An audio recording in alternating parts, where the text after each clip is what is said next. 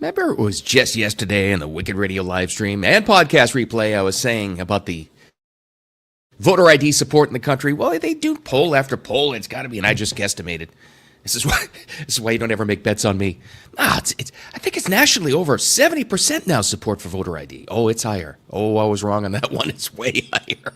And that all ties, and that's even according to CNN. We'll get to that in a second. That all ties into the panic you're seeing from the people opposing voter ID now. They know how popular it is. They know it's all they have, which also explains why they're getting so desperate. And once again, I know you're sick of hearing it. I am too. But once again, every time there's a big document dump from the DOJ about the Epstein files, they all clamored for it for years. Release the files.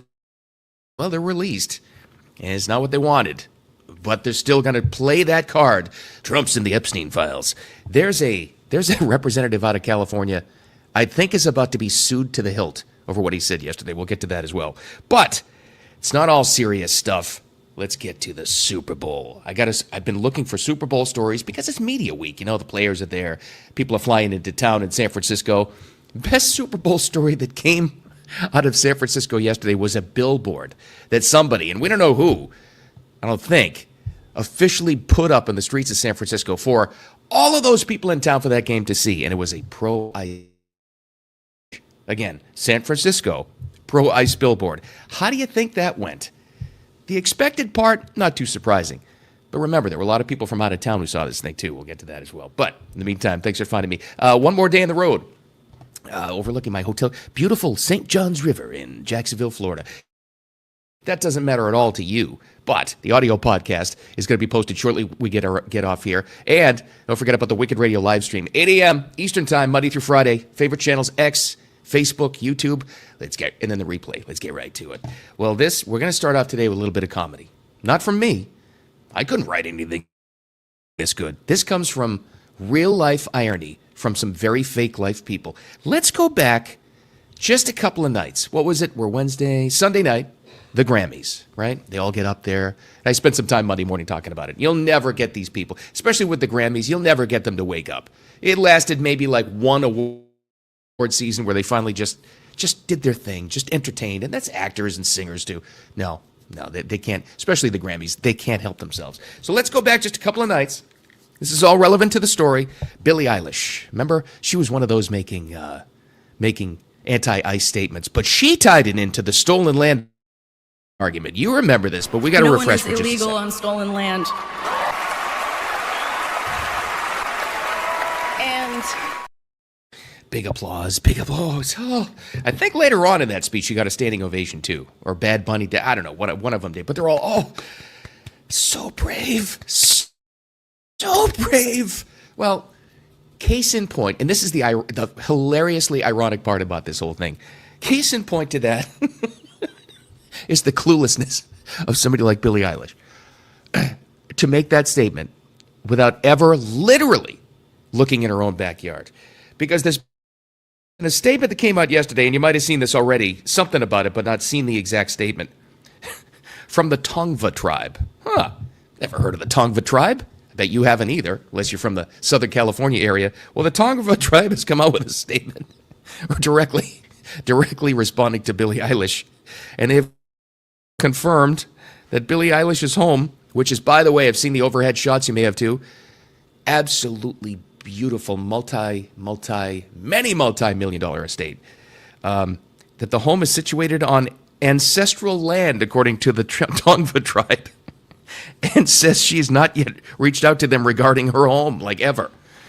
We appreciate this is the statement. We appreciate the opportunity to provide clarity regarding the recent comments made by Billie Eilish. Right there, you got to go, uh-oh.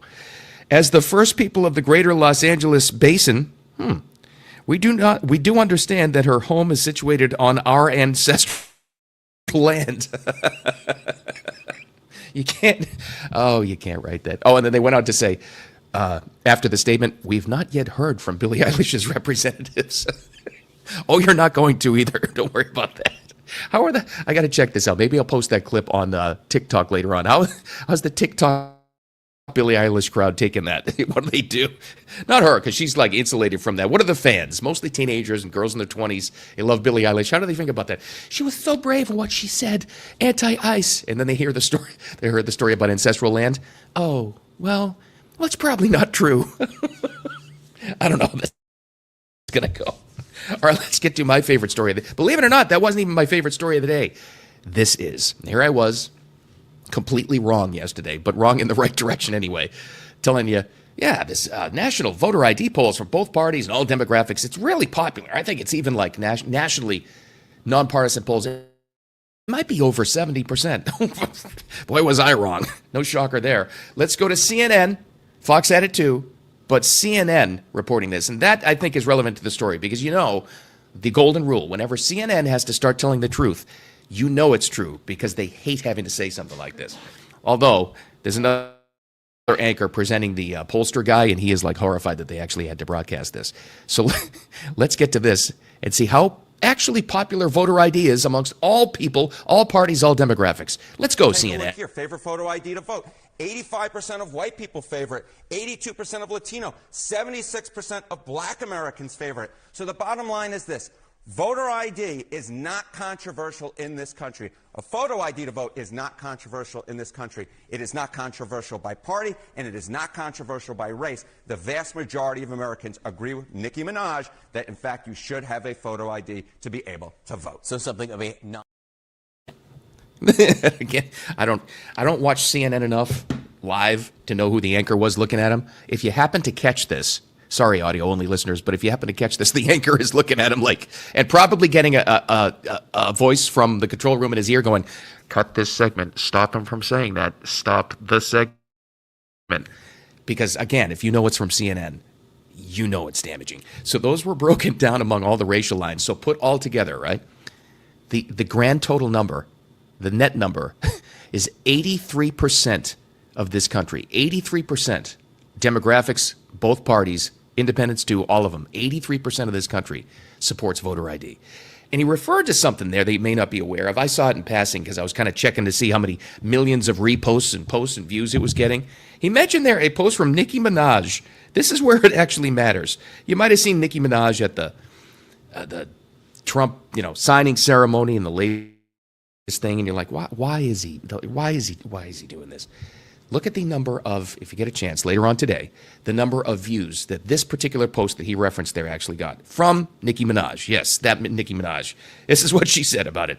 What sensible, forward-thinking, cutting-edge leading nation is having a debate, on whether or not there should be voter ID, and then she does a bunch of question marks and exclamation points. They're actually fighting not to have people present ID while voting for your leaders. Do you get it? Do you get it now? That post right there. I know we're not into the celebrity stuff, but you want to talk about influential. She's huge. And they'll try to tell you she lost millions of followers. She lost fans. Okay. You know what she also did on her own X account? She gained, since the photo op with President Trump and when she spoke there, she gained 120,000 followers on X alone. I can't imagine what the YouTube followers are. So whatever she lost, she's gained as well. But makes a good point. A post like that gets something like CNN to start talking about voter ID and, much to their chagrin, going live and presenting that poll of how actually popular and supported it is in this country. 83%. Which explains why you had this little statement 2 days in a row, and I'm sorry to do this to you 2 days in a row. Chucky Schumer outside the Senate. He's there in the Grand Rotunda, and he's saying that it's a threat to democracy and Jim Crow laws and what are the other things they throw out there? All the same thing. I'm here to tell you, and you've watched this stuff for a long time too. I know you have. As desperate as you've seen gradually the Democrats become over this, this is, I'll say it, this is the most desperate I've ever seen them in my life, which means they're dangerous. But that's the only thing that would get Chucky Schumer from the Senate to say something like this. They're not even hiding anymore. Yesterday we talked about why they're doing it. Now they know that they will stop at nothing to stop voter ID. This is why. That number right there, 83% of the country supporting it, is exactly why you get statements like this. We've got to get this done, and we've got to get it done very quickly. The SAVE Act is an abomination.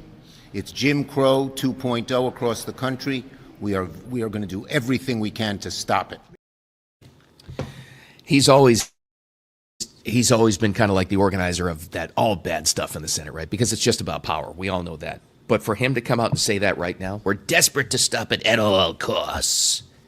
That's how they know how desperate they are. They cannot win elections. They have zero support if they're fair elections. Another reason, and probably the biggest example of all of how desperate they actually are, came from this guy yesterday. Don't know if he caught it, but the only relevant question now for Ted Lieu, Congressman Ted Lieu from California, is how much he's going to be sued by. Again, he said in the introduction there, another Epstein files release. Release the files, we want the files. Okay, you're going to get the files. In passing, they may have mentioned Trump, but there is, if anything, and he's right about this, Trump is, this exonerates him. But that doesn't matter when you got somebody like Ted Lieu. Again, remember how desperate they are? Saying something like this. The only question is how much he's going to be sued by. So why are Republicans so interested in Bill and Hillary Clinton? It's because they're trying to distract from the fact that Donald Trump is in the Epstein files thousands and thousands of times. In those files, there's highly disturbing allegations of Donald Trump raping children, of Donald Trump threatening to kill children. So I encourage you. I don't know how to respond to that other than, no, there's not. And what you're trying to say there is going to, I don't know. I thought Ted Lieu was actually higher up in the rankings as far as like their own party that they'll say, because no one will rally the troops and circle the wagons for each other faster than the Democrats. But it's also no one will stab each other in the back faster than them. And they just made Ted Lieu a sacrificial lamb by saying that. Of course it's not true. Of course it's going to be disproven. And he is going to be sued to the hilt. Remember, it was like Trump the other day, I think half jokingly was talking about suing Trevor Noah for linking his name to the Epstein files during the Grammys broadcast. I don't think he would sue Trevor Noah. I think he'd sue Ted Lieu for saying that. And I think the Democrats know that. They're like, Ted, you're going to have to go walk the plank and take this hit. Because that is completely unfounded and ridiculous. I actually think he will be sued personally. That actually may happen. Trump's response, of course, thinks it only helps him. I will say there's a reporter named Wolf and Epstein conspired. This just came out yesterday in the millions of pages of documents, how crazy this is. Conspired against me in order to fight like hell to make sure I lose the election. That's the only thing that was mentioned about me. Now, about Democrats, some really bad stuff. But about me, that Wolf, whoever Wolf is, he wrote a couple of books, and Epstein conspired against me. Did you know that, Mr. Senator? Did you know that? They conspired. So Trump, of course, is taking this as full exoneration. In fact, I think he's actually posted that on Truth Social. It totally exonerates me. I have no problem. It's nothing. So based on really absolutely completely nothing, Ted Lieu gets out there and he actually made the accusations you just heard. I mean, the most serious of all accusations you can possibly accuse somebody of. And in there he also mentioned this, and it's tied to it, I think. Bill and Hillary Clinton now are going to have to face questioning if they show up, unlike last time where they didn't. I believe it's at the end of the month. They have a congressional hearing where they're going to have to sit down and answer why they're listed and why Bill was on going to those trips, actually going to those trips to Epstein Island so many times. This is completely back. How many months did we hear it? Release the file. Trump's in the Epstein files, and you're still going to have plenty of people out there, maybe even in your personal life, unfortunately, who are going, that congressman already said Trump's in it, so it must be true. That's why they say it. But what did Ted Lieu do to piss them off that they made him say that?